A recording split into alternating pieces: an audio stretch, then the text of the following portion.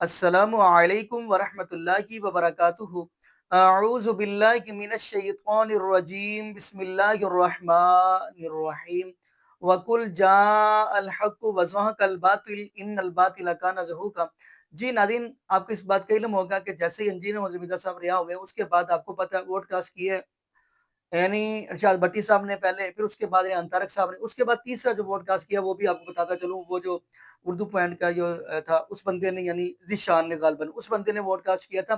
وہ شاید یہ سوچ لے کر آیا تھا کہ میں نے بہت بڑا مارکا مارنا ہے اور دوسرے جتنے بھی اینکر ہیں ان سے پوڈ کاسٹ نہیں ہوا اور میں نے کر کے دکھانا ہے کیونکہ میں ان کو جیت کے دکھاؤں گا۔ وہ اس نظریے کے ساتھ آیا تھا۔ آپ کہیں گے اس کی دلیل کیا ہے؟ اس کی دلیل میرے پاس یہی ہے کہ وہ آ کر کہہ رہا تھا کہ یہ جو آپ کی پھر فون کال سناؤں، جو فون کال کی بات کر رہا تھا وہ، استغفر اللہ معاذ اللہ، اس بندے کو کم سے کم یہ بات کہنے سے پہلے 4-5 عالم دین کے پاس بیٹھ کر آتا، پھر ووڈ کاسٹ کرنے کے لیے آتا۔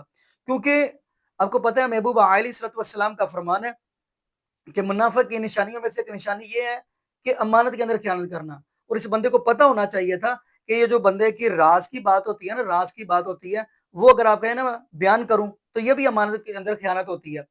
تو خیر ناظرین، اس کے بعد ایک اور سید زادہ جس بندے نے بڑا کمال کا یعنی ووڈ کاسٹ کیا، لیکن اس بندے نے ایک سوال بڑا کمال کا کیا۔ اس نے کہا کہ انجینئر مدنی مرزا صاحب جی، آپ بھی پھر استغفر اللہ معاذ اللہ جب بریلوی تھے تو چشتی رسول اللہ کا پھر دفاع کرتے ہوں گے آپ بھی۔ تو ناظرین لیکن ایک چیز اور بتاتا چلوں، تو اگر ایک بندے کو انجانے پہ پتہ ہی نہیں ہے وہ گناہ کرتا ہے تو انجانے کے اندر تو آپ کو پتہ ہے معافی ہے۔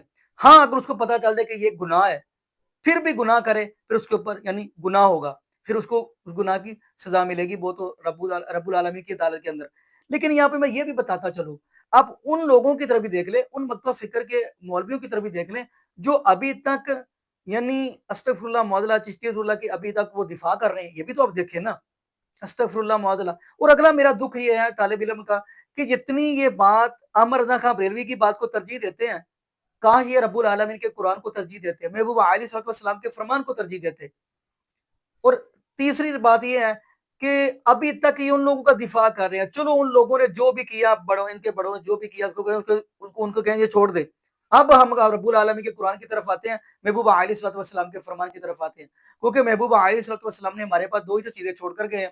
فرمایا ترکت فیکم امرین لن تضلوا ما تمسکتم بہما کتاب اللہ و سنت رسولی۔ محبوب علیہ السلام فرماتے ہیں میں آپ کے پاس دو چیزیں چھوڑ کر جا رہا ہوں، رب العالمین کا قرآن اور محبوب علیہ السلام کا فرمان۔ جو ان دونوں کو مضبوطی سے تھامے رکھے گا وہ ہرگز گمراہ نہیں ہو سکتا۔ بلکہ ایک حدیث کے اندر چلے یہ بھی بتاتا چلوں، المصدرک حاکم کے اندر بتایا گیا ہے کہ محبوب علیہ السلام فرماتے ہیں میں آپ کے پاس رب العالمین کے قرآن چھوڑ کر جا رہا ہوں، دوسرا اپنے اہل بیت چھوڑ کر جا رہا ہوں۔